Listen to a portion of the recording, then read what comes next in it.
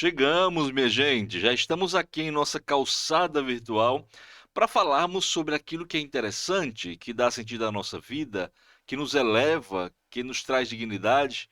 E não há lugar mais adequado do que uma calçada, não é verdade? Chega a vizinhança, chega os amigos, chega aquelas pessoas que nos fazem bem e rapidamente ali nós rompemos qualquer estranheza e falamos daquilo que é essencial para a nossa felicidade, para a nossa vida. Portanto, seja bem-vindo, bem-vinda à nossa calçada.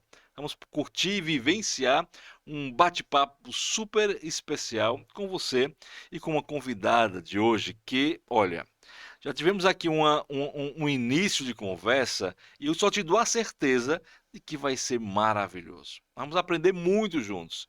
Tem muito assunto interessante para desenrolarmos, para prolongarmos nessa calçada virtual que é o teu podcast, tá? Então fica conosco ao longo de todo o episódio, vai ser muito bom. Dúvidas sobre a nossa relação com os filhos, a relação, né, dentro da própria família, a importância da gente saber lidar com as crises familiares para poder nos humanizarmos também e nos sentirmos mais fortalecidos. Os principais desafios na educação dos filhos. Olha, tem assunto bom demais. Então fica conosco, tá? E se não se inscreveu ainda em nosso canal, por favor, se inscreva, tá na hora, tá bom? Se inscreve, CPPcast, e ainda aciona o sininho, porque é fundamental para a gente chegar muito mais longe e levar esse bom conteúdo a tantas pessoas que precisam. E se não nos segue nas redes sociais, chegou a hora também, Instagram, Facebook, Twitter, sua presença conosco nos fortalece e nos faz continuar essa missão que é necessária para os dias atuais. Vamos ficar juntos? Combinado? Chegou o momento da gente falar de coisa séria. O podcast Calçada Virtual é o seu podcast sobre aquilo que dá sentido à nossa vida. Hoje estamos aqui com a presença maravilhosa, muito especial. E já estou muito grato por ter aceitado o convite. Me refiro justamente a você, Emily Martins. Que bom, minha amiga, que você aceitou esse convite para vir para a Calçada, que é um lugar propício para conversarmos sobre aquilo que é sério, mas ao mesmo tempo sobre aquilo que nos dá leveza e nos faz viver com mais sentido. Seja muito bem-vinda. Muito obrigada. E eu quem agradeço o convite. Estou muito honrada em estar aqui e que nós possamos aprender juntos aqui, né? E construirmos esse diálogo. E tem coisa melhor do que aprender no diálogo? Tem não, Não, né? não, tem não. Olha, os gregos já diziam, né? Os gregos já diziam, a filosofia helênica, né, que no diálogo a gente encontra a verdade. Porque a verdade, venhamos e convenhamos, ela não precisa estar apenas em uma visão, em um lugar, em um modo de ver, de interpretar, mas ela pode ser construída coletivamente, porque cada pessoa vai ter uma perspectiva, vai ter uma interpretação, uma compreensão, uma Uhum, ótica, uhum. né? E claro, nesse compartilhamento das diversas perspectivas e visões, a gente pode chegar muito mais próximo da verdade, né, que vai se desvelando, se mostrando ao passo que nós vamos buscando por ela. E isso é possível graças ao diálogo. Então, bora dialogar para que a verdade ela naturalmente se manifeste para todos nós. Emily, você buscou, né, a sua formação, né, acadêmica na psicologia. Você percebe que foi uma vocação, não é? É uma inclinação mesmo? Qual foi tua tendência, tua inclinação, tua inspiração para buscar na psicologia, né, o lugar da tua realização pessoal? Uhum. Eu confesso assim que quando que a psicologia me encontrou, na Olha, isso é verdade, bonito. né? É, porque eu confesso que quando eu entrei na faculdade, eu nada sabia sobre a psicologia. Eu só sabia do meu desejo de ajudar as pessoas, né? Então, eu tinha esse desejo que me movia, não sabia para onde direcionar, até porque eu tinha apenas 17 anos quando entrei na faculdade, né? Não sabia como me direcionar, e a psicologia disse, é aqui, Opa! né? Eu era a primeira turma da faculdade e assim, tudo muito novo para a faculdade, para mim, né? Mas eu fui cada vez mais, cada semestre que ia passando, eu ia me encontrando que ali era onde eu deveria estar. Então a psicologia me achou. Isso é interessante. E a gente já percebe que se trata não apenas de uma profissão, na Uhum, sua escolha, pela sua fala, mas de uma vocação. E qual a diferença? Já falamos disso em outros episódios, né? A profissão, isso é uma das características, né? E se pode acrescentar também em cima dessa fala, Emily. uhum, A profissão, ela me leva a uma realização pessoal. Profissionalmente, eu faço aquilo com o qual eu me identifico, né, que traz um benefício para mim. A vocação ela vai muito mais além. Ela não Uhum, é para si, ela é para o outro. Quando uhum, você diz assim, eu só tinha o desejo de servir uhum, o outro, de cuidar do outro. Então esse desejo de servir, de cuidar, me leva necessariamente a uma realização em Deus que nos chama para a missão, não é? E que me coloca diante de um chamado, e não é simplesmente um desejo pessoal. Não é apenas um interesse momentâneo, mas a vocação ela me leva profundamente a um desejo de servir, de cuidar do uhum. outro. É isso mesmo? Sim, isso mesmo, né? Esse desejo, nós precisamos. Muitas pessoas estão perdidas por ainda não encontrar para onde está direcionado esse desejo, né? O que é que eu quero, do que é que eu vim, o que é que, porque todos nós temos um propósito, né? Seja para servir, seja para servir através de pessoas, servir através de números, da sua forma, cada um tem o seu propósito, o seu direcionamento, né? E muitas pessoas ainda não conseguiram identificar essa vocação e às vezes precisam de ajuda para que alguém te direcione, não te diga o que fazer, né? Porque só quem sabe o que eu preciso fazer sou eu, né? Eu preciso do outro para me direcionar, para pegar na minha mão, me conduzir e me ajudar, né? Então, muitas pessoas não encontraram essa vocação e às vezes se acham um pouco meio que desorientadas, meio perdidas e aí vão se afundando, né, em certas sensações, em certos comportamentos, emoções negativas e aí tem a dificuldade de se direcionar, mas essa vocação ela é muito importante quando você se encontra e diz, não, é realmente para isso que eu vim e o meu chamado é esse. E é evidente, né, quando você percebe logo quando a pessoa de fato ela se encontra plena, não é, Uhum, naquilo que ela sim. faz. Porque é por vocação, ela faz porque se identifica, porque ela tem um desejo a mais, né, um plus aí naquilo que ela faz, de querer servir, de querer cuidar, né. Mas por outro lado também nós percebemos que há muitas pessoas hoje que você pode constatar isso mais do que eu, não é, que fazem não por vocação, né? Porque simplesmente se encontraram ali. É o arranjo que a vida lhe possibilitou, né? Qual o prejuízo que isso pode causar quando a vocação não é o motivo, não é pelo qual você está fazendo algo ou vivendo algo, né? Ou se a pessoa consegue viver a vida toda simplesmente sem se realizar vocacionalmente, mas simplesmente satisfazendo profissionalmente. É, prejuízos, inicialmente, assim, né? Que achamos que não vai trazer mais prejuízo futuro, né? Então, no momento, é um cansaço excessivo, Aham. né? Eu acordar por ter que acordar, por ter aquela obrigação de cumprir. Eu estar ali naquele lugar sem querer estar, né? Eu tô ali, o meu corpo está ali, mas a minha mente está em outras possibilidades, eu poderia estar fazendo outras coisas, mas o meu medo me impede de seguir. E aí são muitos prejuízos negativos na vida dessa pessoa que pode até desencadear um certo transtorno, né? Seja uma depressão, seja um transtorno de ansiedade que vai desencadear e muitas vezes a pessoa não consegue identificar o motivo, mas muitas vezes a pessoa está no lugar errado, né? Não se encontrou ali, não conseguiu identificar a sua vocação, como você bem colocou, né? Foi direcionada por conta da vida, da rotina, eu tenho que fazer, eu tenho que sustentar minha família, eu tenho que ter algum emprego, né? Então acaba que é, tem um emprego, não tem um trabalho, né? Aquele prazer de trabalhar, de estar ali, de acordar, mesmo que seja em plena segunda-feira e dizer eu tenho uma função hoje, eu tenho um papel hoje de transformar a vida de pessoas, de transformar a minha vida, né? Consequentemente trazer o sustento para minha família, por exemplo. O que não significa que a pessoa não venha a ter uma crise também, mesmo sendo vivendo a sua vocação naquilo que ela faz, Sim. né? Por exemplo, a gente viu agora nessa situação do Wesley Safadão, que Uhum. entrou devido a uma ansiedade muito grande, excesso de trabalho, muita preocupação, e ele vivenciou uma crise, né? Uhum. Mas ele percebe também que ele faz o que ele gosta e ele se realiza naquilo que ele faz. Ou seja, Sim. ele faz, é a vocação dele aqui dali, não tinha como ser diferente Sim. para ele, né? Uhum. Ou seja, a crise chegou mesmo você vivendo vocacionalmente aquilo que você acredita que é o melhor para si, que é a sua missão no mundo, não Uhum. é? Em outras palavras, a vocação ela não anula a possibilidade de crise, não é? Sim, sim, com certeza.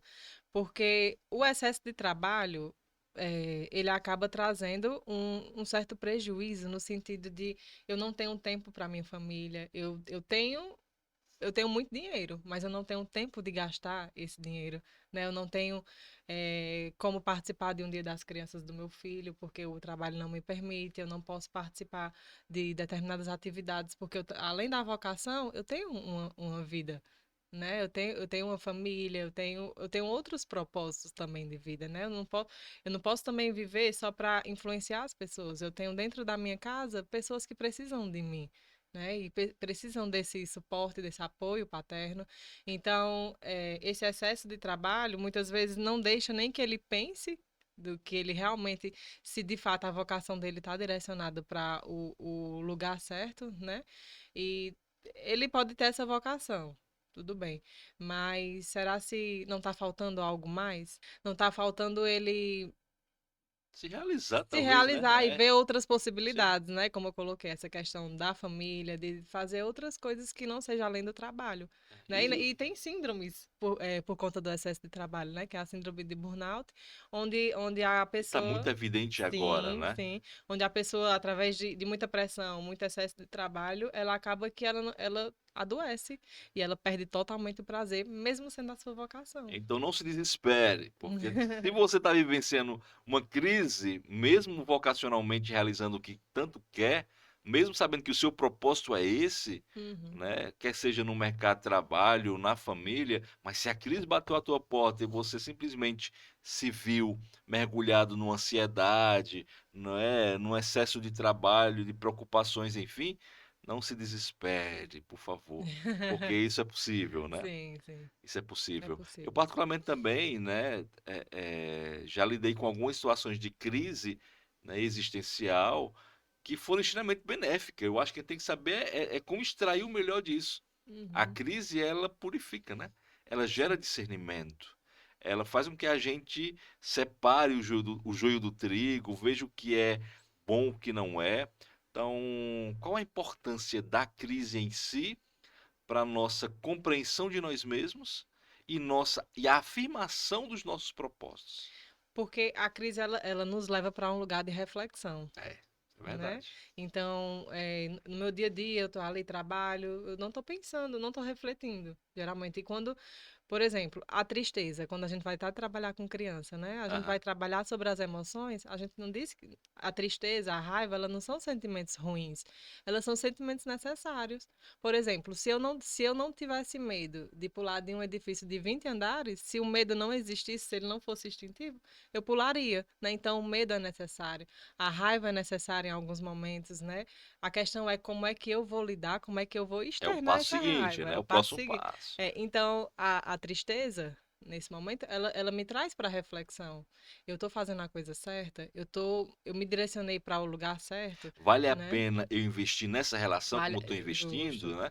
A Uhum. gente joga ali 100%, 90% de si, né? Numa relação com um amigo Sim, ou na própria relação, né, matrimonial ou de uhum. namoro, quando na verdade você se perde no Sim. desejo do outro, né? Então imagina uma vida, nós 24 horas felizes. Não existe, né? Aí já seria pro Cansativo, né? cansativo e já partiria para um transtorno também, né? Mas porque só a felicidade ela não nos traz, não nos leva muitas vezes à reflexão, a essa reflexão que é necessária. Então, justamente esse equilíbrio, nem tristeza excessiva também, né? E nem felicidade excessiva. Nós precisamos justamente buscar esse equilíbrio para. Isso é interessante, porque nem é só uma coisa nem é só outra, né? Eu Uhum, falava agora há pouco dessa questão das relações, porque eu penso que uma das mazelas, uma das dores que o ser humano carrega consigo é a dependência afetiva. Eu sempre trago esse tema, uhum, porque eu vejo isso muito presente entre adolescentes, entre crianças também, né, entre jovens, a dependência do coleguinha da escola, que eu não consigo brincar com outra pessoa, só com aquela pessoa, não é? A dependência, não é, do amigo, porque ele não está mais me dando atenção, não responde imediatamente né? Quando eu aciono, quando eu mando alguma mensagem. A dependência afetiva no relacionamento amoroso, quando eu exijo que o outro se comporte dentro do padrão que eu defini para ele, dentro do que eu espero que ele faça. A dependência afetiva dentro do matrimônio, Uhum, quando você chega ao ponto de dizer que não há vida sem a outra pessoa. uhum, Então, olha como a dependência afetiva ela vai trazendo suas dificuldades, suas neuroses, suas psicoses dentro de uma relação. uhum. E tudo isso pode ser percebido, às vezes, num momento de tristeza, como você falava, né? Sim. Estou triste, mas por quê? O que é que está me causando essa tristeza? Estou ansioso porque o outro não me liga. Mas o que é que está causando essa ansiedade? Esse Uhum. próximo passo ele é fundamental para poder começar a lidar com essa neurose, essa patologia que a dependência afetiva traz, né? Uhum, perfeito. E assim, a psicoterapia, ela nos traz justamente para essa reflexão, né? Não é simplesmente, eu tô triste porque o meu coleguinha não me deu atenção. Então, trazer para as reflexões. Então, por quê? Por que essa necessidade de atenção? Vamos pensar um pouquinho sobre isso e refletir, machuca, né? Muitas vezes Verdade. as pessoas não. Eu fui para a terapia, mas eu odiei aquela psicóloga, não gostei, não me identifiquei. Mas muitas vezes ela tocou numa ferida, né? Ela te levou para tocar numa ferida que você não queria mexer, que você queria deixar ali guardadinho, porque essa é a nossa tendência. Só que quando nós não conseguimos entrar em contato com esse sofrimento, a tendência é que a ferida aumente, né? Então, se eu não curo essa ferida, e aí eu já vou, parto para outra abertura de ferida, então a tendência é que eu não consiga resolver e aí eu respondo, como hoje a gente vê o excesso de pessoas, né, acometidas por depressão, por transtorno de ansiedade generalizada e outros transtornos. Então, eu costumo dizer que todo excesso, ele tem alguma falta. Então, se uma criança, um adolescente, ela demanda muito a atenção dos coleguinhas. Vamos tentar identificar, né, enquanto pais, onde é que está faltando, o que é que está faltando. Vamos olhar esse núcleo familiar, a presença dos pais, né, ou o excesso também da atenção dos pais. Então, a gente precisa sempre observar também essa questão dessas faltas. Todo excesso demanda Uma falta, uma né? falta. Eu gostei disso. Todo excesso demanda uma falta. Você gostou? Comenta também um pouquinho aí no chat, tá? A importância, né, da gente saber lidar com esses nossos excessos, porque alguma Uhum, falta sim. poderá estar se manifestando, não é verdade? Sim, sim. Você vê uma pessoa que tem, por exemplo, um transtorno alimentar. Ela come Compulsivamente, compulsivamente, né? né? A ansiedade, aqui é ansiedade. Eu tô assim, eu como muito porque eu tenho ansiedade. Eu costumo trazer que a ansiedade ela é a ponta do iceberg, Uhum, né? Nós precisamos identificar o que é que está submerso, né? Nós sabemos que a camada do iceberg, a sim, parte submersa, ela é enorme. claro. Então, a psicoterapia, ela vai justamente entrar nesse processo submerso e não só na ponta, porque a ansiedade é só a ponta. Nós precisamos adentrar todas essas questões que estão submersas do ser humano, né? E que, como eu já falei, não, deixa aí, tá tudo bem, tá tudo bem. É só porque eu gosto de comer muito. Não, mas muitas vezes foi um abuso sexual infantil que a Uhum. pessoa sofreu, né? E aí ela não gosta do seu próprio corpo e ela come, come, come, porque mas ela não consegue identificar conscientemente, né? Ela precisa de alguém para conduzir para essa reflexão, para esse pensamento, né? E Uhum. chegar nessa conclusão e conseguir resolver.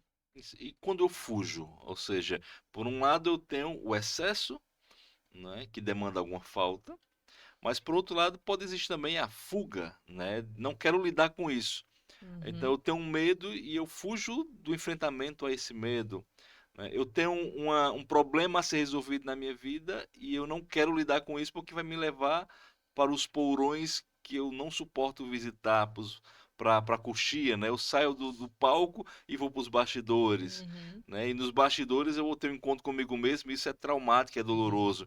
Então, para onde me leva a fuga? O que pode causar essa fuga da minha própria realidade? uhum.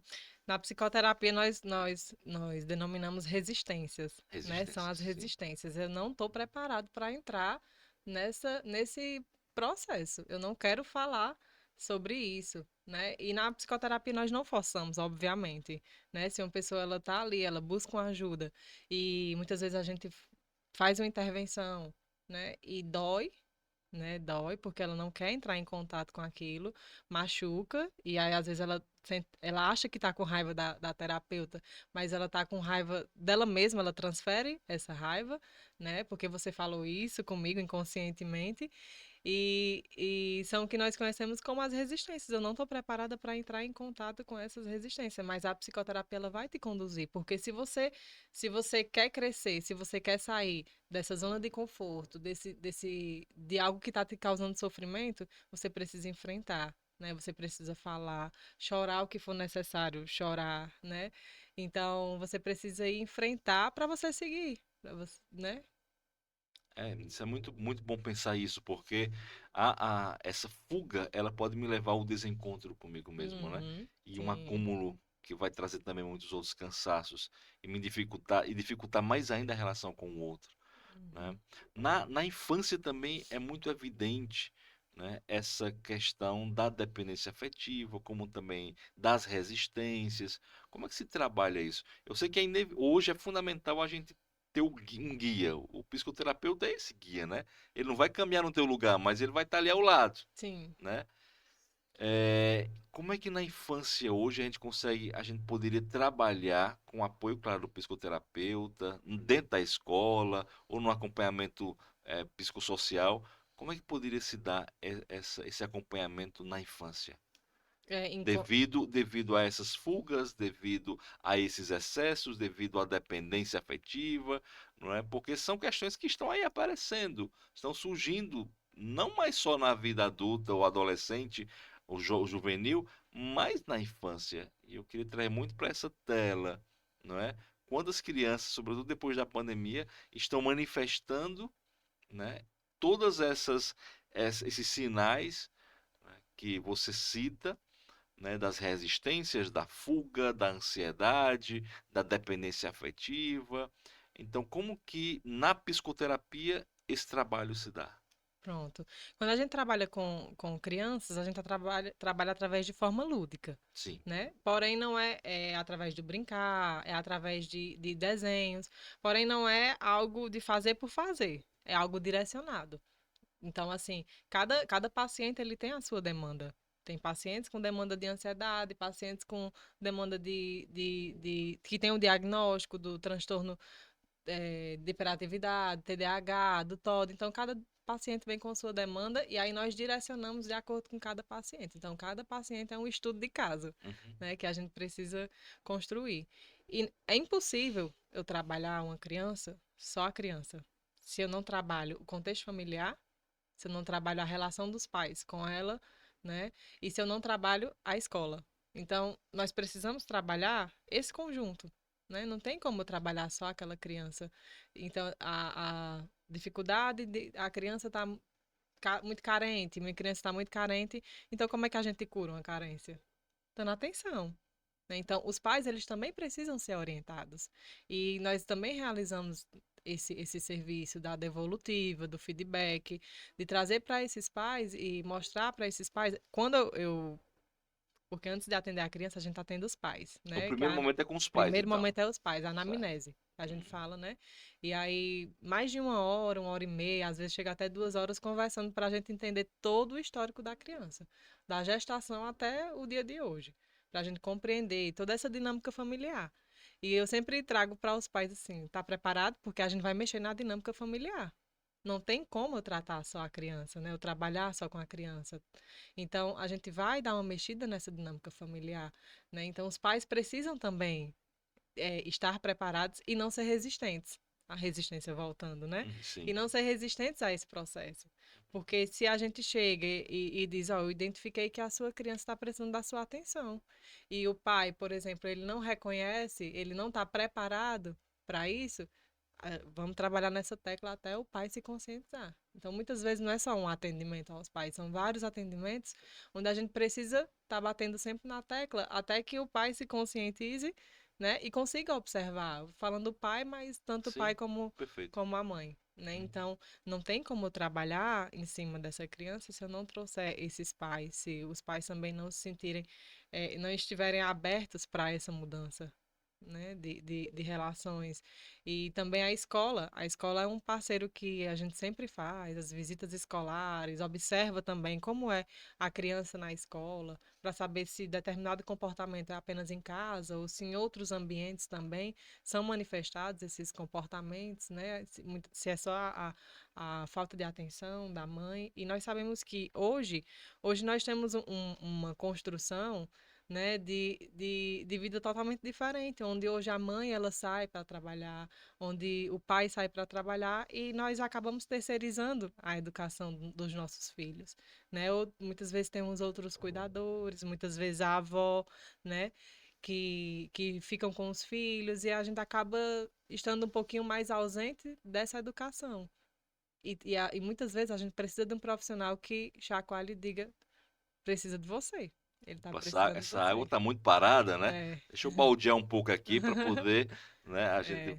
trazer vida novamente para essa água, né? Então, assim, quando uma pessoa decide, diz, eu vou levar o meu filho para psicoterapia, eu vou fazer psicoterapia, ela tem que saber que ela precisa estar preparada também para para o que vai ouvir de feedback, de devolutiva, né? Que vai mexer com as nossas estruturas, né? Com questões que a gente quer que deixar ali guardadinha, não deixar aqui. Lá na frente eu resolvo. Não, ó, meu filho está fazendo birra, toma aqui um celular. No instante ele cala. É Né? No isso aí. instante ele cala. Mas você não tem ideia do prejuízo que você traz para o seu Eu filho. quero já trazer esse tema aí, dessa relação com as telas, né? Porque isso é Sim. algo muito, mas muito importante. E o primeiro ouvido que escutará atentamente a essa sua fala serão os meus. Viu? Pode ficar certa, porque eu tenho 3 crianças em casa e eu preciso estar bem focado nisso também. Mas eu sei que você vai se Uhum, aproveitar muito dessas informações, desse conhecimento que a Emily vai compartilhar conosco. Você falava da importância dos pais nesse processo de anamnese, logo no início uhum, desse caminho terapêutico com a criança, psicoterapêutico, bem como também da escola, né? E uhum. quando há resistência? É possível fazer o caminho? É possível o atendimento psicoterapêutico quando os pais são resistentes, quando não há abertura da escola? Porque em algum momento isso pode acontecer também, né? Uhum. Sim. É, se há resistência, ele é resistente, mas ele quer continuar no processo, né? Ele não retirou o filho do acompanhamento, por exemplo, né? É, a gente vai, como eu falei, a gente vai batendo na mesma tecla, né? Traz uma devolutiva, tenta conscientizar, tenta colocar. Não seria exatamente provas, né? Tenta trazer, ó, o seu filho está se comportando dessa forma por esse motivo, né? Então, tenta muitas vezes, né? Acho que 90% dos casos. Eu também indico psicoterapia para os pais, porque nós precisamos, né? E agora eu falo enquanto mãe. Eu tenho uma criança de 3 anos que ela tá caminhando aí para o TDAH e para o transtorno opositor desafiador. Então, mesmo eu sendo psicóloga, tendo a formação, sendo mãe e tudo, não era mãe de primeira viagem, né? Que já é o segundo filho. Tendo um certo conhecimento, eu tive dificuldade inicialmente de lidar, porque eu tenho que lidar com ele, aí tem a questão de todo o contexto familiar. Então eu disse, peraí, vou voltar para terapia. Eu tô totalmente desorganizada aqui, né? Mesmo eu trabalhando com crianças, como eu já falei. Sim. Que Então é eu outro mundo, é o preciso, teu mundo, na sim, verdade, né? sim, ali é a minha vida. É. Então, por mais que tenha o conhecimento, na hora muitas vezes você diz o que é que está acontecendo? Eu não tô bem. Né? Uhum. Então, eu precisei retornar para a psicoterapia para eu me organizar e conseguir lidar melhor com meu filho. Então, eu indico, e algumas pessoas até, não no contexto da clínica, mas quando a gente conversa com pessoas, né, se ofendem. Eu não preciso de terapia, porque eu não sou doido, porque eu não sou Aham. isso, né? Mas é um espaço muito bom para a gente se conhecer, para a gente saber o que é que tá errado. Peraí, deixa eu pegar aqui o quebra-cabeça, deixa eu encaixar que tem algo errado. Então, se eu não me dispor para cuidar de mim, como é que eu vou cuidar do meu filho?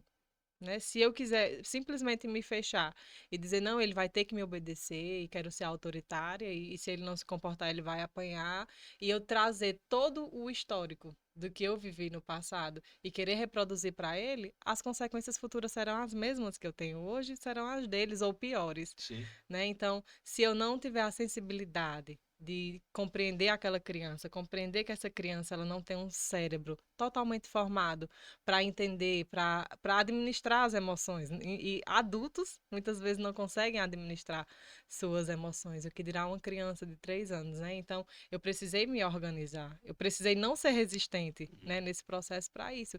Então, eu sempre indico também a psicoterapia para os pais, para justamente quebrar essas resistências e ele se conhecer.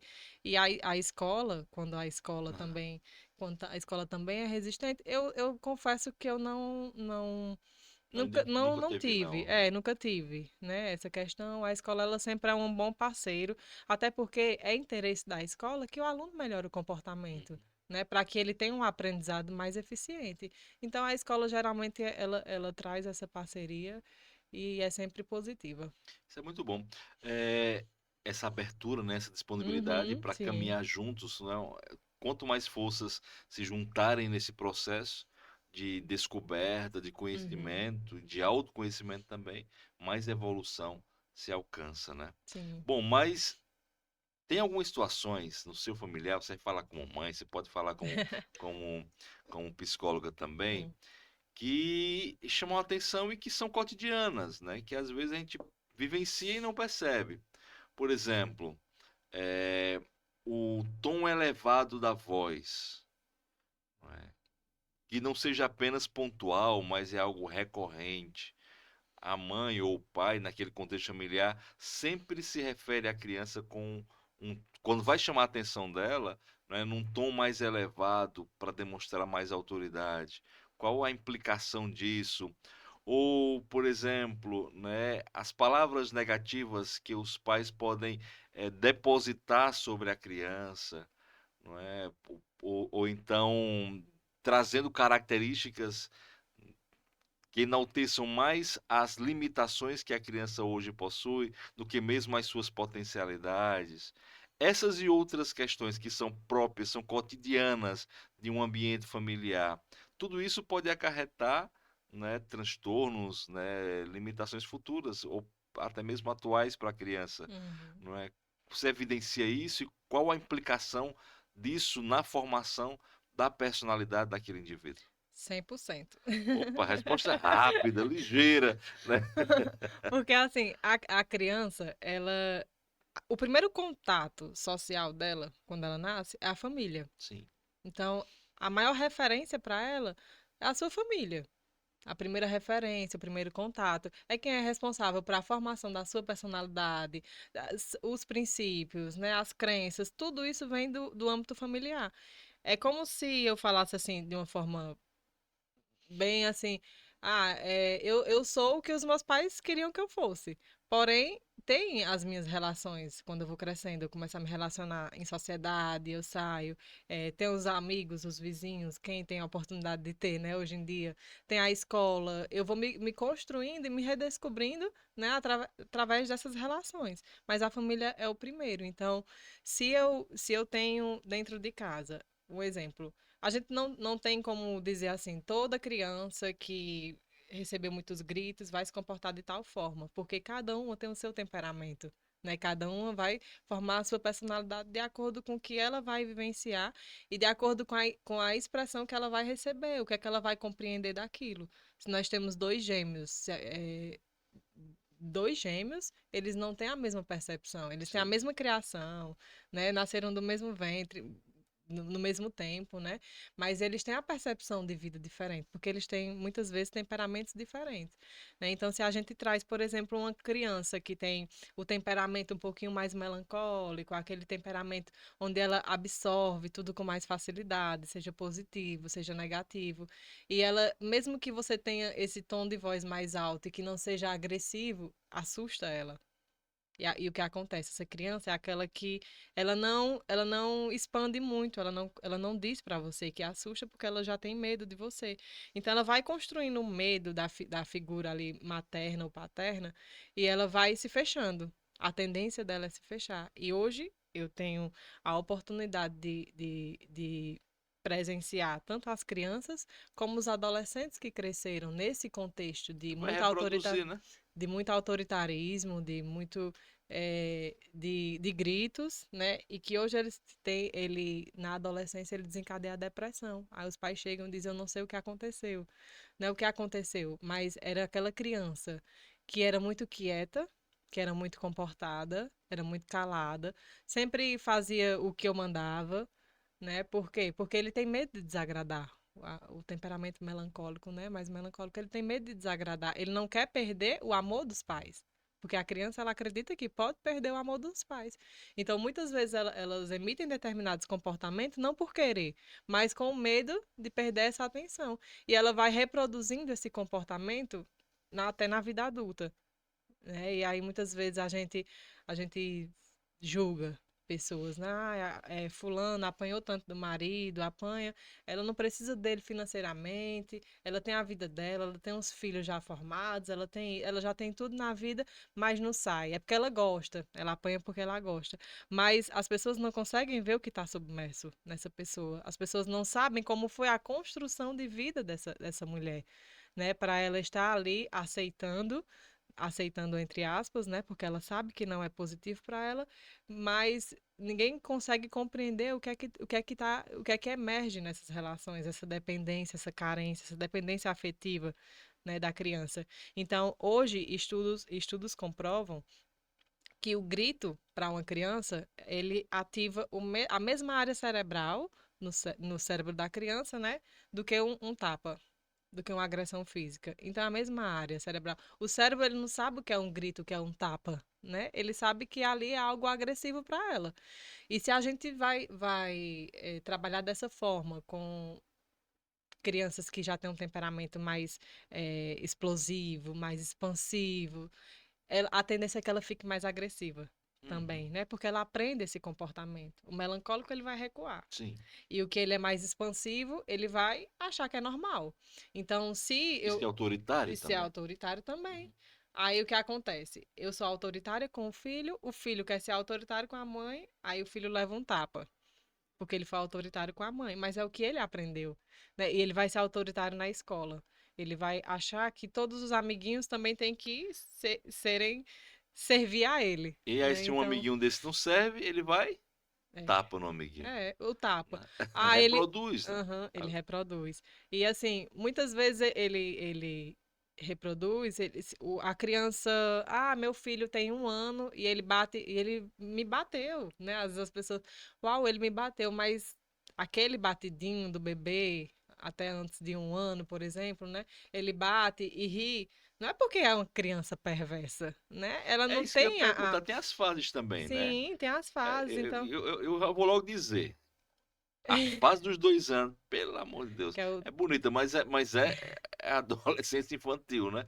É muito desafiadora, né? Porque ela faz oposição mesmo, ela diz que não Sim, quer, ela se joga no chão, faz birra, uhum, né? Mas isso que você estava falando, as fases elas existem também, sim, não existe. significa dizer que a criança seja boa ou ruim, né? Uhum, sim. E aí, quando essa criança de menos de 1 ano, por exemplo, ela me bate e eu devolvo o tapa para ela, ela vai achar que é normal. Então é certo isso, né? Mas a partir do momento que eu pego a mão dela, aí eu digo só carinho, carinho na mamãe, pego a mãozinha dela e ensino a ela que tem que ser carinho. Então a tendência é que ela aprenda que aquela mão não é para bater, aquela mão é para carinho.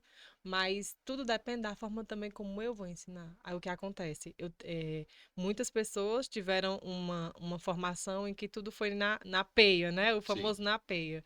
E aí vem uma criança e bate. Não, eu não vou aceitar uma criança me bater, eu bato também. E aí vamos reproduzindo esse mesmo comportamento. Então a tendência é a gente quebrar esse ciclo, né? ciclo, Ah, sim. né? De achar que o outro, para aprender, ele precisa apanhar. E aí, e a P? Resolve? Não, não quer, não é essa a pergunta, gente. Peraí, a gente vai fazer aqui a pergunta, não é isso. Mas qual há algum sentido pedagógico, né? Ou é mera agressão gratuita, né, desnecessária. Até que ponto essa advertência, entre aspas, essa pisa, o castigo em si, não só mais no âmbito da tapa, né, mas um outro castigo, até que ponto isso tem uma função pedagógica? Vamos imaginar, né? Você está no seu trabalho Sim. e você sabe que o procedimento é um, só que você errou. E aí teu patrão chega e te dá um tapa. Qual seria a sensação? O que é que você imagina assim de que poderia ser a sensação? Você ia aprender? Inicialmente, primeiro de estranheza e de revolta, né? Porque não, que é isso? Não dá, né? É, não tem como a gente Aham, aprender, né? isso, O que aquilo vai gerar é raiva, claro. né? Por exemplo, chega a família tá toda sentada para um café da manhã, e aí você diz, cuidado com a xícara para não derramar, e a criança derruba sem querer, né? E aí, não, não pode, eu falei e tal, e já vai a explosão. A criança, ela vai bloquear aquilo, ela não vai aprender, porque a criança ela nem tem a motricidade totalmente formada para deixar uma xícara bem direitinho, né? E, e aí você recebe uma visita no mesmo dia na sua casa, e aquela visita tá comendo, e ela derruba um copo sem querer, o seu copo preferido, no seu plástico preferido, né? Qual é a sua tendência? O que é que você vai fazer com a visita? Você vai brigar? Você vai bater na sua visita? Não, geralmente nosso comportamento, não, não tem problema, pode deixar aí que eu limpo, não tem problema. Ah, era o seu preferido. Não, mas não tem problema. No instante passa, né? O desejo. Então, assim, nós temos a tendência de tratar a pessoa de fora muitas vezes melhor do que os de dentro de casa, né? Essa criança, ela precisa saber que não tem problema, que acontece, que da próxima vez você só preste um pouquinho mais de atenção, da próxima vez não vai acontecer isso, né? E isso é muito comum. Essa semana aconteceu que tá tendo muitas quedas de energia. Sim, Né? demais. E minha menina de 5 anos estava tomando água na garrafinha do pai, que ela ama a garrafinha do pai, Uhum. e na hora que ela tomando a água, acabou a energia. Um apagão e ela ficou com medo, né? Claro. E ela derrubou a garrafinha e caiu água na casa toda. E eu tava sentada no sofá com meu outro filho, peguei o outro filho e disse: Fica parada. Esté, fica parada, tá bom? Que eu vou te pegar. E aí a garrafinha veio bolando, acendeu, né? A garrafinha veio bolando, a garrafinha caiu no chão e ela, como ela estava com muito sono, já tinha passado da hora dela dormir, e ela começou a chorar, também por ter derramado, por tudo ter acontecido e chorando. Eu disse, filha, não tem problema, não tem problema. Sabe o que acontece? É bom que mamãe vai limpar essa parte que tu derramou, e como é água, vai ficar bem limpinho. Então, eu trouxe outra solução Reverteu, né? para Ah, ela, sim, reverter. sim. Peguei, e aí ela, ai, foi culpa minha. Não, filha, não foi culpa sua. Tinha que acontecer, é assim mesmo. Aí passou. Quando foi no outro dia, meu filho estava andando com um copo de água e ele derramou o copo de água. Qual foi a reação da minha filha? Eu estava presente, minha filha também. Levi, não tem problema. É bom que limpa o chão. Então ela aprendeu. Da mesma forma que se eu tivesse gritado com ela naquele momento, ela teria gritado no outro dia com o meu filho, né? Ela poderia ter gritado também com ele. Então, a criança, ela aprende muito os nossos comportamentos, e não só o que a gente emite com ela, mas o que a gente emite com o outro, com o cônjuge, né? Com as pessoas que nos auxiliam, com nossas mães. Então, elas aprendem muito olhando, né? É, isso é muito. Então, Você está falando e eu estou desenhando isso aqui também, sim. visualizando as minhas situações familiares Aham. também. Mas Foi também assim, ó, interessante. isso quer dizer que, então você consegue ser uma mãe perfeita? Nunca. Uhum. Nunca. Tem momentos que eu tô mais nervosa, claro. Eu não sou de É um ferro, eu ser sou humano. humano, né? Assim. Mas a questão da psicoterapia e desse trabalho pessoal é eu saber até que ponto aquilo ali tá me atrapalhando e vai me atrapalhar na minha relação com as crianças. Né? Eu saber que aquela raiva naquele momento ela muitas vezes precisa ser contida para que eu consiga educar de forma positiva aquela criança, né? E não trazer mais prejuízos para ela. Isso é verdade. E que vai se reproduzir também nas relações, né? Uhum. Posteriores, no seu Sim, cotidiano. sim. Outra realidade também muito presente na vida das crianças, eu estou trazendo esse tema porque eu sei que ele é muito caro para ti também, para nós ele é muito importante, não só pelo ambiente escolar ao qual estamos mais próximos, mas porque é algo muito forte nesse mês de outubro. O tema criança, ele acompanha o mês inteiro, né? Uhum. Mas uma outra situação é o bullying na escola, Sim. né? Como lidar com isso? Primeiramente, como é que a criança deve lidar? Depois, como é que os pais devem lidar? Como é que a escola deve lidar com essa realidade que já está presente, né? E que às vezes é tratada de forma tão superficial, não é? Ou somente com ações de simulação que não trazem soluções definitivas. Como Uhum. lidar com o bullying? Eu tenho pacientes adolescentes, né, que chegam no consultório com uma outra demanda, né, chegam por outra demanda, e no decorrer do processo, muitas vezes afirmam assim: eu tenho uma raiva que eu não sei de onde vem. Eu tenho uma raiva, muita raiva. E quando a gente vai caminhando juntos, né, e tentando trazer, tentando sempre que ele compreenda essa raiva, né, que eu não preciso compreender nada, é ele quem precisa Sim, compreender. É, às vezes a gente descobre um bullying que esse adolescente sofreu lá na infância, né? Ou até na adolescência mesmo. Um bullying que ele sofreu, que muitas vezes ele acha que não era nada demais, mas que traz prejuízos, sim, emocionais para esse adolescente, né? Então, primeiro ponto, os pais. Né? Também não vamos jogar toda a responsabilidade para a escola, né? claro. Que às vezes a gente acha que a escola ela é Uhum. responsável por todas as questões emocionais, educacionais, princípios e valores e tudo do meu filho, mas não é, né? Então, primeiro os pais. Os pais precisam conversar sempre com o seu filho, né? Diariamente perguntar como foi na escola, por mais que eles não consigam falar tudo naquele momento, né? Diz, não, eu pergunto ao meu filho, mas ele não fala, ele só diz foi bom, né? E aí, até o final da noite, ele vai soltar algumas coisas, né, do que aconteceu na escola. Então, tá sempre perguntando, observar o comportamento da criança, se ela chegou um pouquinho mais triste da escola, se ela chegou deprimida, se ela chegou agressiva, né? Se eu pego meu filho na escola, ele tá agressivo, é algo que eu posso pensar, que eu posso mandar uma mensagem para a professora, ver se aconteceu alguma coisa diferente. Então, nós precisamos estar atentos e sensíveis para observar as mudanças de comportamento. Porque quando a criança ou o adolescente ele sofre bullying, o primeiro ponto é a mudança de comportamento. De alguma forma ele vai manifestar Ele isso, vai né? manifestar. Quer seja brincando com as bonecas ou com os Sim. carrinhos, né? Quer seja no próprio silêncio, né? Ficar mais retraído ao longo do dia, né? Uhum. Mais agressivo, enfim. Mas em algum momento ele vai colocar isso para fora. Sim, e aí a gente precisa ter a sensibilidade de estar observando esse comportamento, né? Muitas vezes tem a recusa, eu não quero ir para a escola amanhã, eu tô com dor de barriga, eu tô com dor de cabeça, né? E começa a utilizar algumas desculpas, está acontecendo alguma coisa na escola? Não, não tá. E vai tentando puxar algo desse filho, né? E se você é um pai ou uma mãe que é autoritário, voltando para a questão da a criança provavelmente ela vai ter medo de falar isso para você. Porque geralmente esse pai vai responder como? E por que você não devolveu? É. Né? E por que você não devolveu? Fulano bateu em E você porque dizendo, você não antigamente tinha devolveu. muito isso, né? Se apanha na escola, apanha em casa de novo, né? E Não chegar em casa, funciona, não não funciona. funciona. Ah, Eu não posso ensinar que ele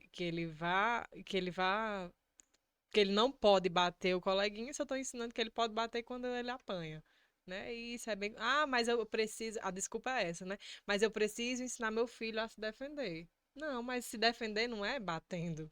Né? Se defender é se defendendo. Tentando segurar na mão, é chamar a professora para resolver, ou ele mesmo resolver. Hoje eu ensino a minha filha, como ela é mais sensível, ela é mais delicada, mais meiga, eu ensino ela a se defender. Inclusive, ontem ela chegou dizendo: Mãe, tem um menininho do Infantil 2 que ele bate em todas as meninas e ele veio me bater e eu segurei na mão dele. Né? Eu fiquei até impressionada ela falando isso, porque ela é tão sensível até para se Sim. defender. E eu segurei na mão dele e eu disse a ele que bater não é certo, Aham. né? E eu achei bem interessante. Então, nós precisamos, enquanto pais, conversar com os nossos filhos sobre que existe, né, o bullying, explicar para o bullying. Ele pode nem decorar a palavra bullying, mas ele vai saber o que é, né? Que é Uhum. essa emissão de comportamento agressivo, de brincadeiras de mau gosto, né? E tá conversando com eles porque a gente acha que não, mas o bullying ele é muito sério. Ele é É, muito sério. aí basta a gente ver alguns casos. A semana mesmo, mais uma escola, não é, foi vítima de, de um assassinato, né, de um ex-aluno e mais de 10 crianças, 10 adolescentes ficaram feridos também, porque Uhum, uma pessoa entrou, um ex-aluno entrou com uma faca, né, esfaqueou um aluno, esfaqueou mais de 10 e estão aí em estado grave no hospital. Ou seja, isso está acontecendo, isso vem sim. acontecendo e geralmente decorre justamente de ex-alunos que tiveram Uhum. algum problema devido ao bullying na sala de aula e assim É. por diante. E assim, quando esse aluno ele tá esfaqueando aqueles alunos que provavelmente nem foram eles que Sim, emitiram bullying, que pode acontecer também, né? Tanto que acontece muito de ex-alunos. Ele não está esfaqueando aquela pessoa, ele está esfaqueando aquela pessoa do sim, passado que fez o bullying com ele. Né? Ele não consegue ver aquela pessoa como uma pessoa que não tem nada a ver. Né? Ele está esfaqueando ali a raiva que ele tem, o ódio que ele criou, né? Nessa emissão do comportamento. Então, nós precisamos conversar com os nossos filhos, orientar a tanto se defender como a não fazer também, né? Porque nossos filhos também não estão imunes não, meu filho é muito bem criado, ele nunca vai rir de um coleguinha, não. Ele pode rir por influência, ele pode rir porque ele riu também, por rir também, né? Então nós precisamos tanto ensinar como se defender, como ensinar a, a não fazer. e a Não escola, qual o fazer. papel dela nesse processo, né, de orientação, levando em conta, não é, que é uma realidade que existe, né, que está aí. Então, como que a escola pode ser esse suporte e pode ajudar também na resolução dessas situações decorrentes do bullying? Pronto, a escola, quando ainda não ocorreu o bullying, eu penso numa questão de prevenção, Uhum. né? Tá sempre trabalhando em sala de aula, atividades que sejam para ter o conhecimento do bullying, né? As crianças saberem que existe o bullying, mas que trazem certos prejuízos, né? Trabalhar também as emoções das crianças, eu penso que já deveria ser uma disciplina obrigatória, as crianças saberem terem uma disciplina de emoções, né? Delas conseguirem E identificar hoje, essas hoje uma emoções. escola ela só se apresenta como moderna, como atual, se ela traz em si, na sua estrutura, sua matriz curricular, essa dimensão socioemocional. Sim, Não é? Se não, ela vai trazer, olha, vai ser um prejuízo terrível futuramente. Não dá mais para se limitar ao aspecto academicista, né? não dá, Empurrar conteúdo nos meninos, não dá. né? Se esses meninos, essas crianças, esses alunos não vão ter a mínima condição emocional de resolver aquela questão. Sim, sim. Uhum. Não adianta ter só o conhecimento e não saber passar na prova É também, né? verdade. Ele É precisa verdade. ter Como aplica, né? o emocional bem Uhum. estruturado para passar numa prova. Então, a escola poderia fazer esse trabalho de prevenção e quando identificar, né, ela teria que chamar os responsáveis, né, de ambas as partes, tanto do que cometeu, tanto que de sofreu, para estar tentando dar o suporte a essa família, né, tudo. A maioria das escolas hoje já contam com a equipe multiprofissional, né, Uhum. onde tem psicólogos e tudo, e pode estar facilitando também nesse processo de chamar, de conversar, né, com esse aluno, de tentar entender e até de solicitar, caso não façam, um acompanhamento psicológico, né, daquele que também está emitindo certos comportamentos, porque a criança que emite o comportamento de bullying, ela está mais fragilizada do que as outras crianças. Né? Então, vamos tentar compreender o que é que está acontecendo nessa criança. É um mecanismo de defesa, ela está se defendendo de um sofrimento dela, ela está se defendendo de uma ausência, né, de uma ausência paterna, de uma ausência materna, ela está sofrendo bullying porque pouco a gente fala sobre isso, mas o bullying ele pode começar dentro de casa, né? Onde alguns pais ou mãe emitem aquele comportamento de eita, olha, é tão bonitinho, mas as perninhas tão finas, Uhum. ai, mais isso, mais aquilo. Isso já é um processo de Eita, bullying. menino danado, né? Eita, menino danado. Então, assim, todos esses rótulos que nós vamos colocando na nossa criança é o que ela vai ser, né? Se eu digo que meu menino é danado, é isso, é aquilo, é aquilo, a tendência é que ele cresça dessa forma, né? Isso não quer dizer que eu não possa conversar com outra pessoa sobre isso. Eu tô falando de emitir o comportamento para essa criança. Dizer, ó, tu é desastrado, tu não sabe fazer nada, né? A gente vê muito essas emissões de comportamento. Então ele cresce um E vai adulto. criando essas afirmações, elas vão sedimentando ali uma característica que não precisava existir, né? Sim, porque eu preciso da afirmação dos meus pais, eu enquanto criança, né? Então, se meu pai disse que eu sou isso, eu sou isso. Se meu pai diz que eu não consigo, eu realmente não consigo, porque os filhos, e é interessante que eu trabalho na área social também, e lá a gente trabalha com só violações de direito, né? E mesmo aquela criança que a mãe é negligente, muitas vezes é usuária de entorpecentes, de álcool em excesso, né? Mesmo aquela mãe totalmente negligente, a opção dos filhos é sempre estar com as mães, né? Com as mães, com o pai, né? Estar com a família. Por quê? Porque a criança, ela ama a mãe e o pai de forma incondicional. Se ele é bom, se ele é ruim, é de forma incondicional. Ela não consegue ter essa distinção nesse primeiro momento, né? Então, o que ele disser para mim é o que eu vou ser. Se ele disser que eu sou fraca, que eu sou um desastrado, a tendência é que eu cresça uma pessoa desastrada, né? E que eu acredite nessa verdade que ele me trouxe. A tendência é que a criança acredite nessa verdade. Quando chega na adolescência, que ele não consegue, que ele está em processo de formação, né? O cérebro não está maduro ainda o suficiente, ele não consegue administrar todas essas emoções que ele vivenciou. Aí vem a fase da adolescência, porque esse menino é rebelde, ele tá com depressão, e o que é que aconteceu? Então vamos ver se você não colocou muitas expectativas nessa criança, né? Se você não colocou muitas faltas suas, né? Aí eu queria ter sido um médico, mas eu vou jogar aqui essa responsabilidade pro meu filho. Será que não é muito pesado?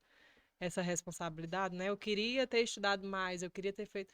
E aí a nossa tendência é jogar tudo para as crianças, como tudo que eu falhei, ele vai ter que ser. Ele vai ter que ser essa pessoa perfeita. Ele vai ter que não errar igual e- já que eu errei, então eu vou ensinar ele a não fazer isso, que é impossível, né? Às vezes também acontece dos pais criarem expectativas nos filhos que são simplesmente fruto das suas projeções ou Uhum, das suas, dos seus fracassos, né?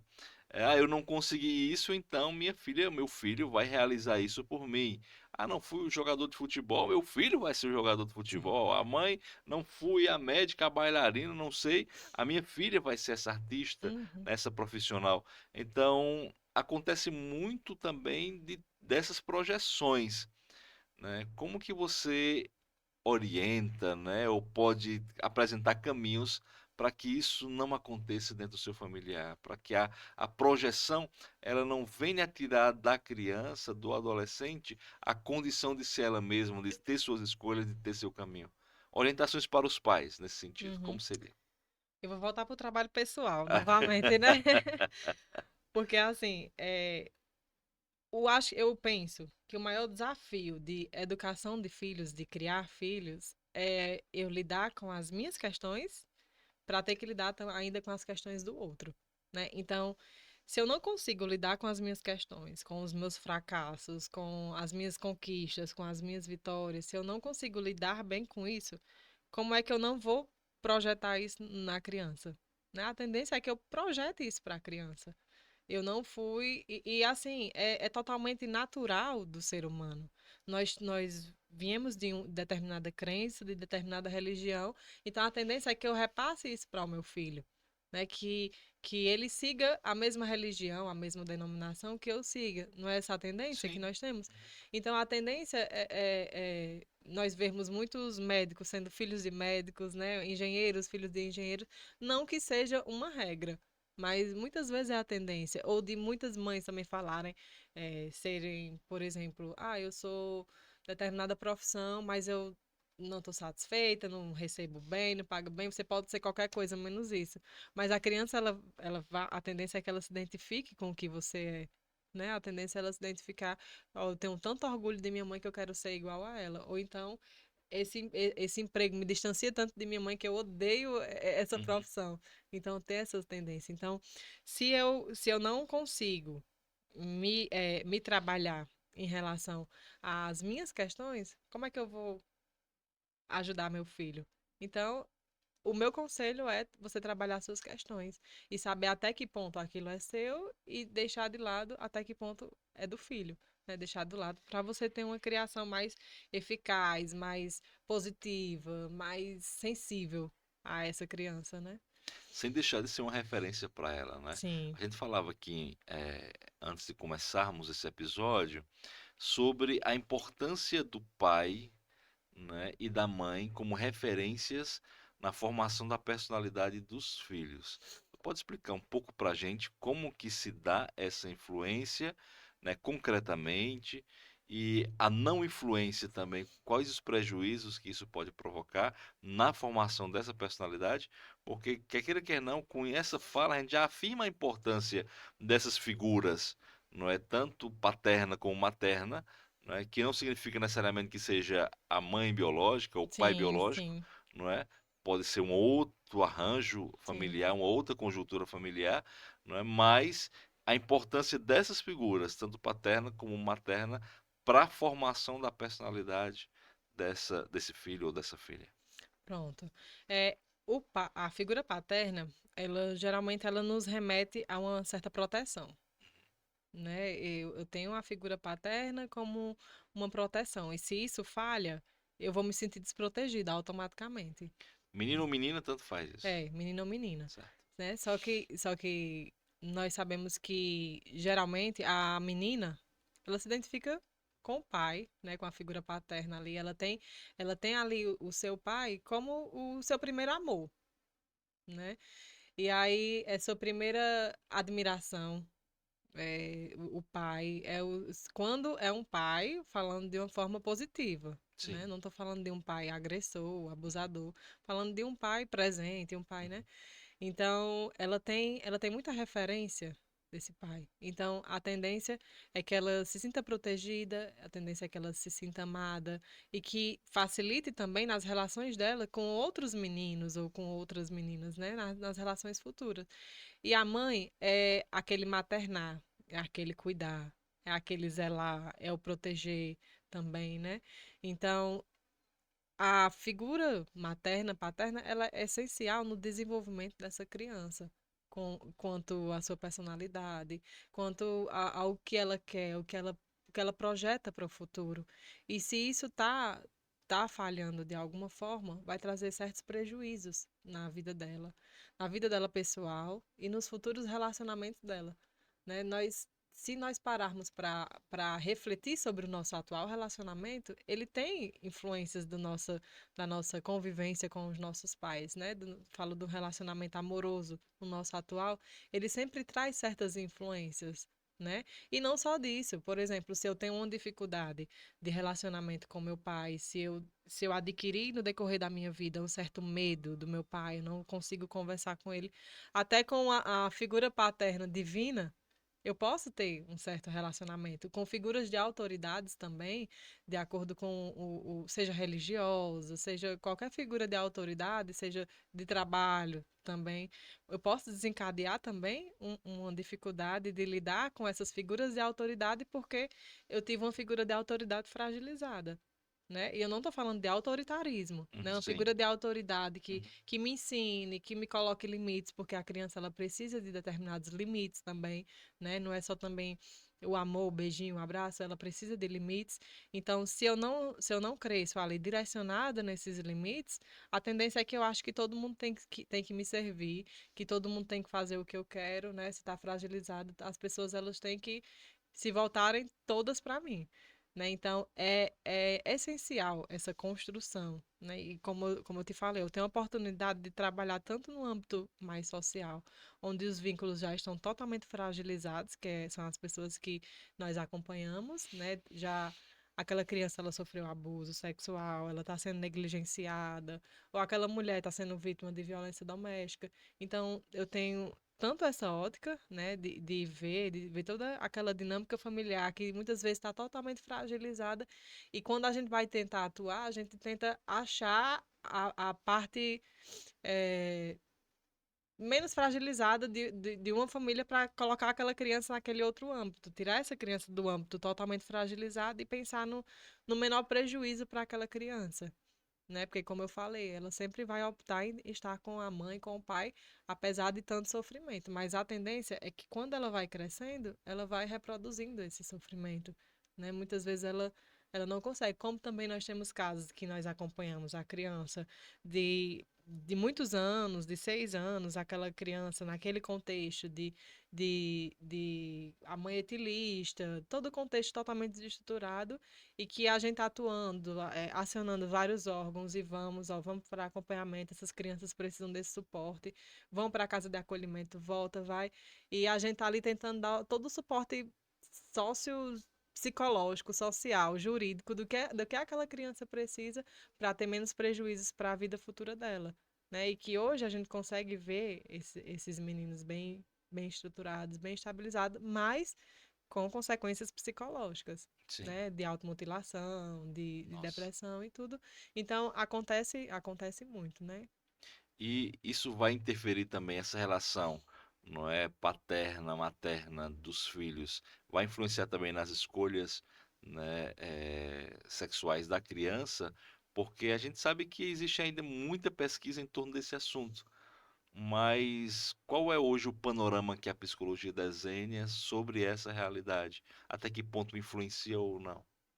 Porque são vários arranjos, Sim. né?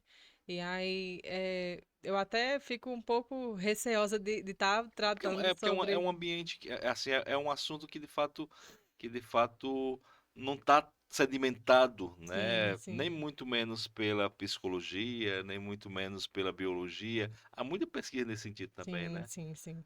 Ainda há muitas pesquisas, né? E É, assim, mas isso também não significa que por exemplo, uma menina, né, que sofreu diversos abusos sexuais por parte da figura de homem, né, de um homem, seja pai, porque a gente sabe que isso ocorre geralmente em pessoas do seu convívio, sim, pessoas que e que está você mais confia, perto, né? né? E aí, quando ela vai se constituindo, né, entrando na adolescência, ela vai criando uma certa aversão desse sexo, né, do sexo oposto. Ela cria uma certa aversão porque ela foi maltratada. Claro. Ela Aham. foi totalmente maltratada. E aí ela vai entre duas escolhas. Ou ela não vai se relacionar porque ela não consegue, ou ela vai tentar tratar essas questões, esses traumas, que apesar, mesmo em processo de psicoterapia, não é algo tão fácil, né? É necessário, mas é algo que demanda um pouco, né?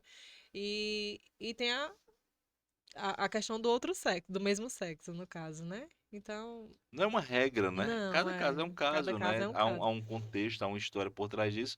Por isso que essa é uma reflexão possível, não é? Mas não é uma definição, Uhum, né? Porque cada caso é um caso, cada pessoa sim. tem sua história, né? Seu âmbito de relacionamento e assim por diante, né? Agora, eu te interrompendo, agora é Sim, impressionante essa questão trazendo para a questão do abuso sexual. A, os pacientes que a gente está tendo muitas vezes hoje que estão com algum problema de saúde mental mesmo, né? Quando a gente vai trazer uma investigação do passado e que sofreram abusos, assim, é quase mais de 90% das pessoas que desencadeiam determinado transtorno terem sofrido abuso lá no início da sua vida, né? E é bem hum, presente isso. sim. Em relação à importância da dimensão espiritual na construção de uma família. Eu digo isso já sabendo que você levanta essa bandeira, né? E Uhum, que é importante demais. Né? sim, Então, qual a importância, a necessidade de ter essa estrutura, né? Esse cuidado da espiritualidade familiar, né? Para termos uma família também sólida, equilibrada, para que os filhos eles cresçam também saudáveis, não só emocionalmente, mas também espiritualmente, uma vez que nós somos uma totalidade, nós não somos uhum, apenas corpo que precisa se alimentar, nós não somos sim, apenas intelecto que tem que amadurecer na escola, nós não somos apenas emoções que precisam ser cuidadas, nós somos também espírito. Então, qual a Sim. importância dessa atenção e desse cuidado? Nós somos, hoje, a característica é que nós somos seres biopsicossocial e espiritual. Antes era só biopsicossocial, hoje é espiritual Sim, também. Então, não tem como nós não olharmos essa totalidade no ser humano. Então, eu preciso também direcionar o meu filho à espiritualidade. Eu não falo só de religião, porque tem essa distinção sim. de religiosidade e E a espiritualidade. espiritualidade é anterior à própria religião, não é? Uhum, justo. Então, assim, eu preciso conduzir o meu filho a determinada espiritualidade. E aí, no meu caso, né, eu como cristã, eu conduzo da minha forma, Sim, como cristã, né, de trazer a questão de Deus, de trazer a importância de leitura da palavra, de realizar devocionais. E além de serem momentos que elas estão aprendendo e conhecendo sobre Deus, são momentos de família, né, que estão ali, os familiares, nós estamos juntos, estamos conversando, estamos conhecendo, ensinando, né, o que a gente consegue ensinar e aproveitando, ainda ganha esse momento de família, né? Tem um estudo que eu estava no congresso de saúde mental e tem um estudo que fala que crianças foram pesquisadas mais de 160 mil adolescentes, né? Crianças e adolescentes. Crianças e adolescentes que fazem mais de 4 refeições junto à mesa com a família, né? Elas tendem a ter menos transtornos, transtornos psicológicos futuros. Então, é muito importante esse estar junto, né? Esse sentir família, esse ser família. E voltando para a questão da espiritualidade, é essencial. A gente precisa saber, porque em algum momento da vida dela, ela vai questionar quem sou eu, de onde eu vim, para onde eu vou. sim, E aí você, enquanto protetor, enquanto tutor daquela criança, você não vai trazer respostas, porque até hoje, né, sim. nós temos algumas respostas e outras não. Mas você vai trazer um direcionamento para ela, dizer, ó, nós cremos nisso, nós cremos naquilo. Então ela precisa desse direcionamento. E se ela não encontra dentro de casa, onde é que ela vai procurar? Ela vai procurar fora, ela vai procurar no colega, ela vai procurar no amigo, e que muitas vezes não está estruturado da forma como você deseja. Então, você precisa ser esse responsável de trazer esse cuidado, de trazer esse ensino para essa criança, para que ela não tenha a possibilidade de procurar fora. Né? Então, é muito importante de estar trazendo músicas, porque nós sabemos assim, se uma criança ela cresce assistindo filme de terror, a tendência é que ela. Ela faz o terror dentro de casa, né, porque é quase que Aham. inevitável. Então, se a gente traz ela para algo mais espiritual, de trabalhar, né, de ensinar, de conversar, e traz determinados louvores, coisas positivas, a tendência é que, porque nós somos muito, enquanto cristãos, né, falando, nós somos pendentes para o mal. Nós, seres humanos, né? Seres humanos, qualquer um. Então, se eu não tento conduzir essa criança para o caminho, né? O caminho que eu considero ser o caminho, então, a tendência é ela ir para qualquer caminho. E não Aquela. tenha medo, pai, mãe, faça, Uhum. né, reúna a família, Sim, aproveite cada momento. Eu quando estou vindo às vezes deixar as meninas na escola, né, eu sempre coloco, né, algum louvor, uma música, sim, eu né, também. mais espiritualizada, e as meninas elas aprendem rápido, Sim. né. Ana Lu de 3 anos é a que eu acho que aprende mais rápido ainda, ela vem cantando, se escutar 2 vezes ela sabe a música toda, né. E eu Uhum. acho interessante porque depois aquilo se transforma em pergunta, Uhum. por que isso? Em vivências, não é? E você vai percebendo o reflexo disso no dia a dia da criança. É valorizar esses momentos que temos juntos, não é? Para também trazer esse fortalecimento da espiritualidade, né? Uhum. E eles precisam ter o conhecimento desse guia maior espiritual, deles conseguirem se conectar e também a gente tentar ensinar através da natureza, Sim, né? Porque, por exemplo, eu já fui questionada com um dos meus filhos, né, sobre eu não vou orar não, porque eu nem tô vendo Deus, né? O meu de sim, 3 anos, sim, mas sim, assim, eu não vou, no início, né? Eu não sim. tô vendo Deus. Aí eu pensei, né? Eu digo, ó, esse vento. Vamos aqui para esse vento. Tá sentindo? Tô. Tu tá vendo? Não, não tô vendo. Deus é do mesmo jeito. A gente só sente ele. A gente não consegue ver Deus, mas a gente sente ele. E no momento certo, ele vai entrar no seu coraçãozinho, né? Então, trazendo sempre a essas reflexões da natureza, o olhar para a natureza, como a natureza cuida de si, sozinha, sem precisar de nenhum humano, muitas vezes, né? Porque nós sabemos que tem um criador que está cuidando dela. Então, da gente trazer essa importância dos filhos, né? De eu ensino muito eles a fazer carinho nas flores, porque o meu de 3 anos ele já é mais um pouco, né, de jogar e de, não, vamos fazer aqui um carinho, né, lá um carinho. E a gente sempre está ensinando também, não só sobre o Criador, mas sobre as coisas que o Criador criou, né, de estar Cuidar das cuidando, criaturas, né? cuidar das criaturas. Porém, tem muitas crianças que estão distraídas e quase que vivendo em um mundo paralelo, sequestradas pelas telas, É, as né? benditas. As benditas telas, que acabam sendo às vezes um subterfúgio utilizado pelos pais, né? Remetendo as crianças para aquele ambiente virtual, para que elas no mundo real tenham um pouco de sossego naquele Uhum. momento, né? Qual o prejuízo que esse excesso de tela pode trazer, não só cognitivo, mas também emocional, espiritual, social para as crianças?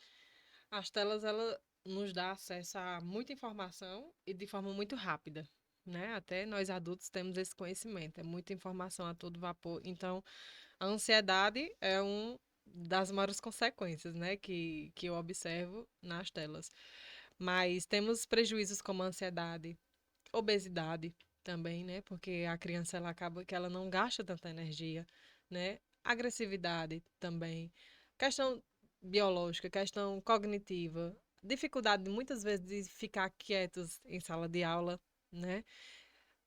Diagnósticos, não digo nem, talvez errados, muitos diagnósticos errados, porque sempre quando eu tento ter essa sensibilidade de quando receber um paciente com a suspeita de TDAH, porque muitas vezes virou moda, Sim. né? Em alguns momentos, a criança está agitada, não, ela não pode mais nem ser criança, porque criança é agitada. Na sua essência, ela é mais agitada, né? Não, tem TDAH. Essa criança tem TDAH. Então, vamos tentar fazer uma modificação na vida, na rotina dessa criança. Primeiro, vamos estabelecer uma rotina para essa criança. A criança não tem rotina. Criança que sem rotina é muito perigoso. Né? Criança que ela cresce ali sem rotina é muito perigoso porque ela vai acreditar que ela sempre pode fazer tudo da maneira que ela quer, no momento que ela quer. Então, a rotina facilita até no manejo da questão das telas, porque muitas mães já se perderam pelas telas, né? Então, o estabelecimento de rotinas, o excesso de açúcar, muito açúcar, comer muito açúcar, uma alimentação totalmente errada, né, para as crianças, onde elas comem o que quer na hora que quer, elas não têm também rotina de alimentação, isso algumas, né? O excesso de telas deixa ela mais. Ela gasta menos energia, né? Ela tem um gasto menor de energia. E quando ela não está nas telas, ela vai.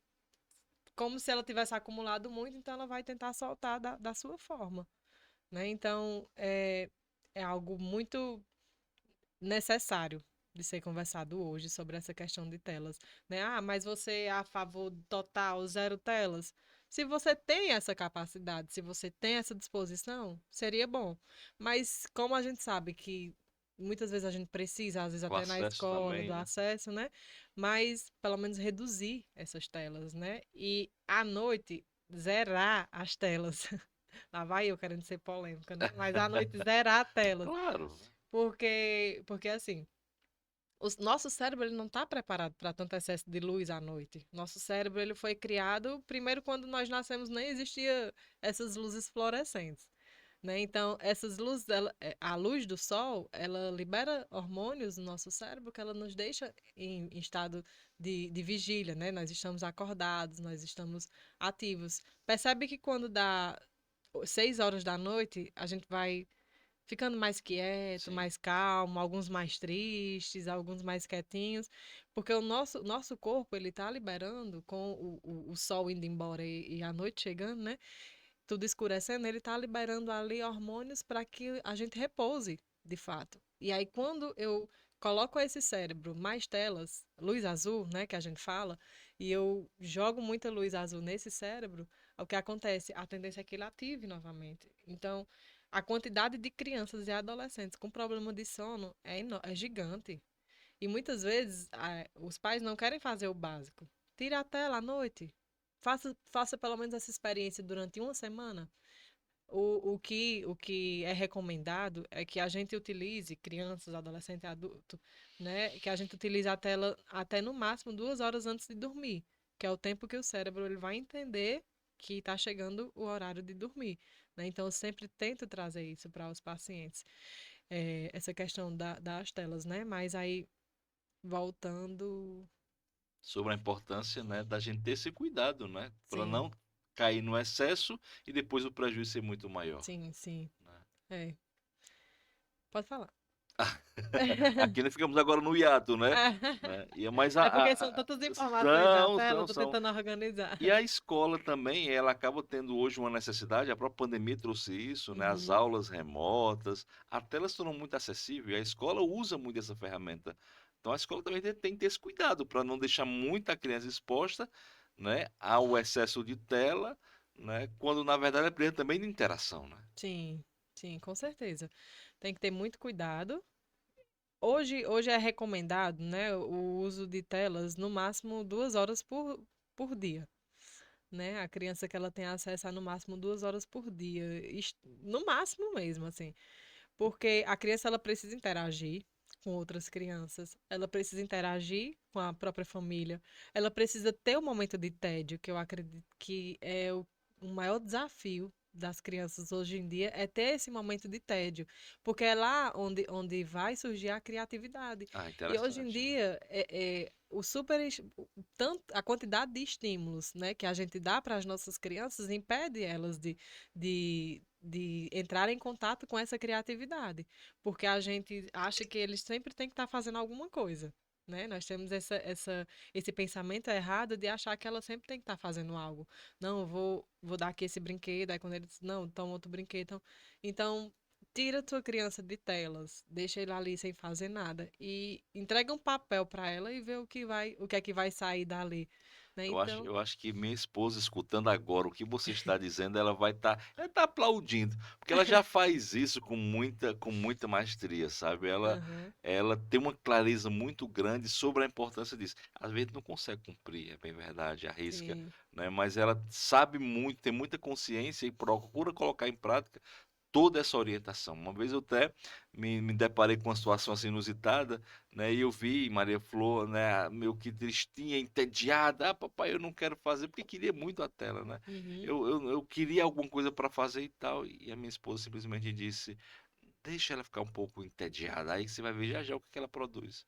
Passou um tempinho, tava lá ela fazendo desenhos maravilhosos, não é? Ó, papai, um desenho realista em formato 3D, digo, incrível, né? uhum. E isso porque ela precisou dessa ausência para poder ser presença para ela mesma nesse processo do despertar da criatividade, né? Sim, sim, é o ócio criativo, O né? ócio criativo, né? E que é necessário e que a gente tem falhado muito, né, enquanto sociedade, sobre essa questão de achar que sempre tem que estar fazendo algo, de achar que meu filho merece todos os brinquedos, né, de tudo que eu não tive, eu não tive esse brinquedo, eu vou trazer para ela, eu vou dar para ele, eu vou compensar essa falta, voltando para a falta, Sim. né, que muitas vezes é minha, e aí eu acabo transferindo para aquela criança.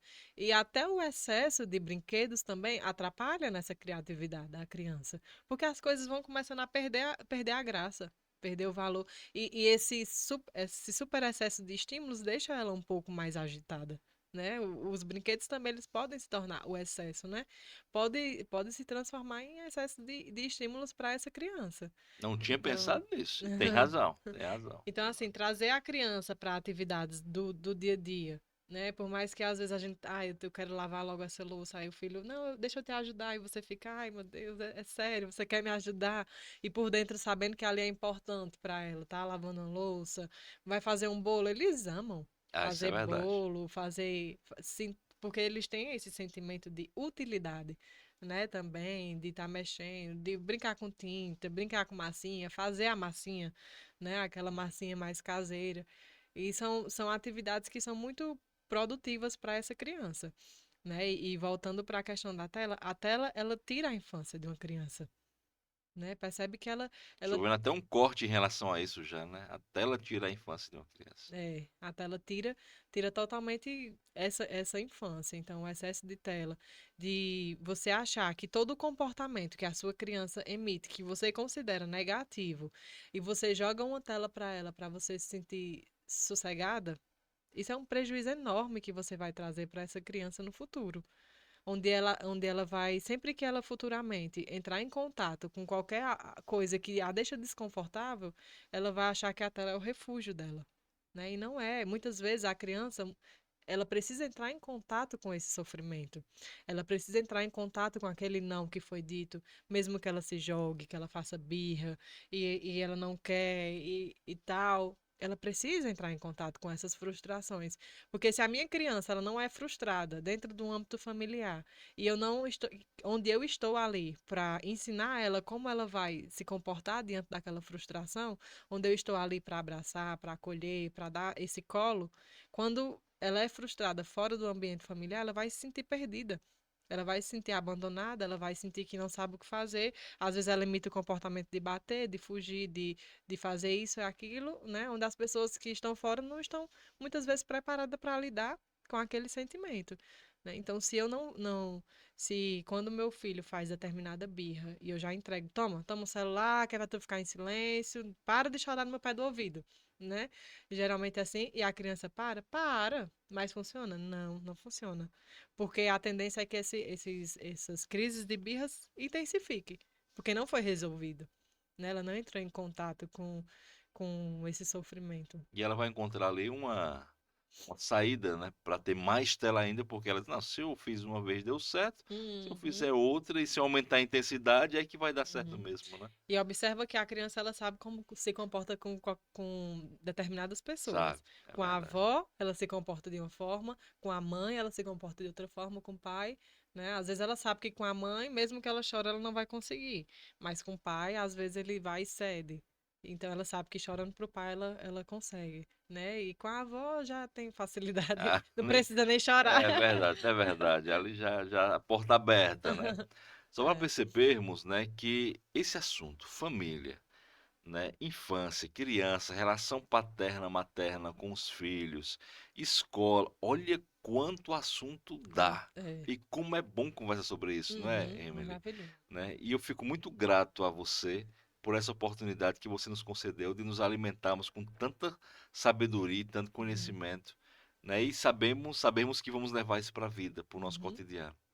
A gente está chegando no final do nosso episódio com essa sensação de que nós estamos entregando muita coisa boa para você que está nos escutando, nos assistindo nesse momento e que vai compartilhar com outras pessoas para que construam famílias maduras, equilibradas, saudáveis em todos os aspectos, uhum. né? E te agradeço muito por nos possibilitar isso. Ah, eu que agradeço, assim, foi um momento maravilhoso, onde eu estou falando sobre coisas que eu vivencio, né, tanto na minha vida profissional, como na minha vida pessoal. Então, assim, foi uma conversa aqui, eu Sim. nem lembrei das câmeras. Tá vendo? É calçada, a calçada virtual é É, assim, né? estamos batendo um papo mesmo na calçada, então, assim, eu amei muito, gostei muito, muito incrível, né? Deixa a pessoa super à vontade. Então, eu tenho a agradecer também pelo momento, por estar aqui. Estou sempre à disposição, E caso vamos te chamar precise. outras vezes. Tenha certeza disso, tá bom? Tá As pessoas bom. que desejarem também fazer o acompanhamento, onde poderão? Tem suas redes sociais também, se quiser divulgar, fique à vontade, tá bom? Pronto, tem minhas redes sociais, né? Sim. Que é Emily, EMYLLED.Martins. E tem a da clínica, que é a clínica Estar Leve, Está né? leve, já gostei desse nome. Né? Esté, minha filha, Sim. e Levi, meu filho. Estar Ah, Leve. ficou ótimo, ficou muito criativo, muito bom. Aham. Então, tem a clínica também, pode estar entrando em contato lá nas redes sociais e aí a gente Marque marca. esses momentos. Muito bom. Muito obrigado, Emily Martins, mais uma vez por esse encontro. Se Obrigada. inscreva em nosso canal, compartilhe esse episódio. Teremos cortes maravilhosos, né, Júnior? Sobre esse episódio.